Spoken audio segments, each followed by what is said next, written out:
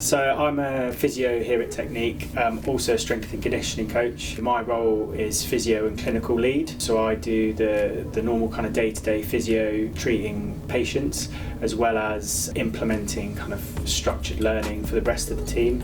So in charge really of their development as well and helping them to progress as physios.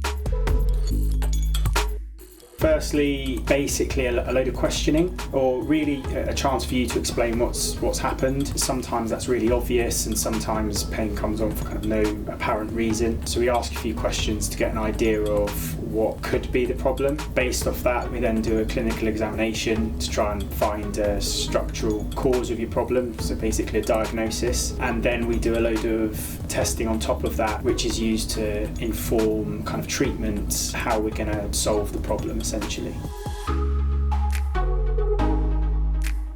It's really dependent on the findings of the examination. So hands-on treatments, which are fairly, stereotypical for physios, are good at reducing pain or increasing range of movement. So if the problem is a range issue, then that's a perfectly adequate solution. A lot of the time there's a difference between what someone is able to do and what they would like to do. So it's assessing how conditioned are they to do whatever that thing is, whether it be sport or kind of activities of daily living. If there's a discrepancy there, that's when the strength conditioning becomes much more relevant, and trying to increase someone's level of conditioning or fitness to kind of match the demands of whatever it is they do.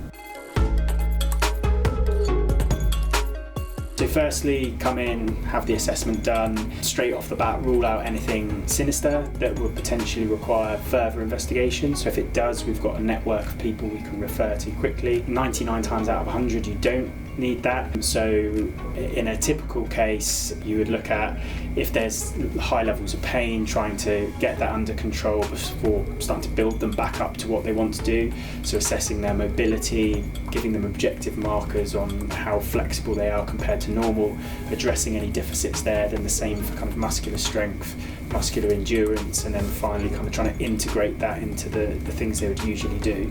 And then obviously depending on what they do, that will follow a bit of a different path.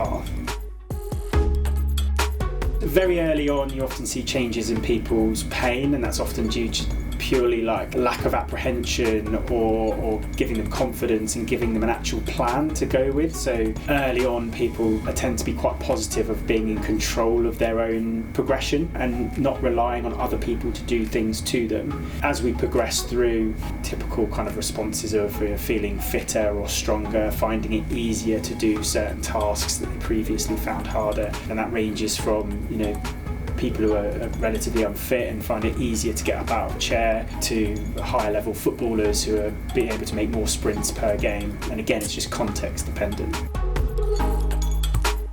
It's quite nice to be able to help people. During the lockdown, way more people have started running, and I've really enjoyed kind of helping people just generally get fitter and enjoy exercise more. But even if it's people who are having a problem with a specific day-to-day activity, like getting up out of a chair is painful, or going up and down stairs, and you can progress them and build them up to where they were before or beyond, it's a satisfying part of the job.